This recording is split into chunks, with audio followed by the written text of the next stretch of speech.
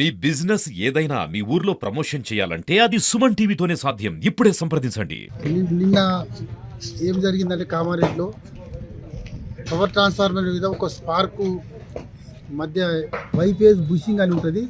దాని మీద ఒక తప్పుమని శబ్దంతో ఒకేసారి వాళ్ళకి ఫ్లేమ్ డెవలప్ అయి కంటిన్యూస్గా ఎక్కువ కాలడం జరిగింది. కాలి 2 ట్రాన్స్ఫార్మర్స్ కంప్లీట్ కాలిపోయినాయి. వెంటనే ఆపరేటర్ అప్రస్తుతమై ఇక్కడ ఈ సబ్స్టేషన్కి వచ్చే ఇన్కమింగ్ అని ఉంటుంది, ఏబీ60ని బంద్ చేసి మళ్ళీ ఇక్కడ కరెంట్ రాకుండా చేసిండు. పెద్ద నష్టం తప్పింది దానివల్ల. ఇది సబ్స్టేషన్ ఆపరేటర్ అప్రస్తుతగా ఉండుట్లా.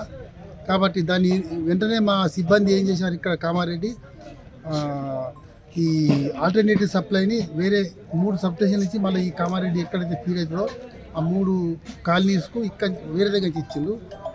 ఒక 45 నిమిషాలలో మనకు కరెంట్ మొత్తం రెస్టోర్ అయింది, మామూలుగా అయిపోయింది. తర్వాత ఈరోజు ఏం చేస్తున్నామంటే నిన్ననే వెంటనే మాకు వరంగల్కు ఇంటిమేషన్ వచ్చింది, ఇట్లా ఫెయిల్ అయిన 2 కాలిపోతాను అనగానే మా సీఎండి గారి ఆదేశాల మేరకు, వరుణ్ రెడ్డి సీఎండి గారు వరంగల్లో ఉంటారు, వారి ఆదేశాల మేరకు వెంటనే నన్ను ఈరోజు పంపి ఆ 2 కొత్త ట్రాన్స్ఫార్మర్ కూడా అలాట్మెంట్ ఇచ్చినాం. ఇప్పుడు అవి ఈరోజు సాయంత్రం వరకు వస్తాయి ఇక్కడికి. మా వాళ్ళు ఇంతలో ఏసీ కామారెడ్డి శ్రవణ్ కుమార్ ఉంటారు, ఏసీ గారు ఇక్కడ అన్ని అరేంజ్మెంట్ చేస్తారు. ఇది కొత్తగా బే ఎక్స్టెండ్ చేసి మళ్ళీ మీకు 2-3 డేస్లో నార్మాల్సీ రెస్టోర్ చేసేటట్టు ప్రయత్నం చేస్తాను. అందరం వారు పూటింగ్లా పనిచేస్తున్నారు ఇక్కడ సిబ్బంది.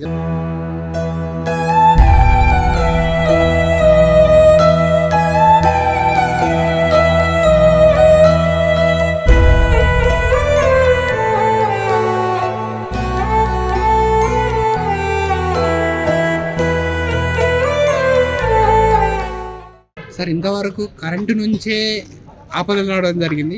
ఈసారి కరెంటుకే ఆపద రావడం ఫస్ట్ టైం అనుకుంటా.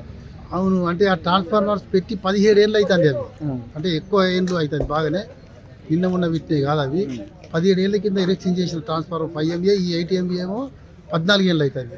అంటే వాటికి గ్యారెంటీ పీరియడ్ జనరల్గా 5 ఏళ్ళే ఉంటుంది. 5 ఏళ్ళ తర్వాత మన కంపెనీ వాడు ఏమి బాధ్యత తీయడు. మనం ఆ విధంగా దాని తర్వాత జరిగింది అన్నట్టు. మామూలుగా జరిగాయి. ఈ ట్రాన్స్ఫార్మర్ ఏం జరిగిందో ఏమో దీన్ని నిజామాబాద్కు తీసుకెళ్ళి ఇవాళ పట్టుకపోతాం ఇప్పుకొని.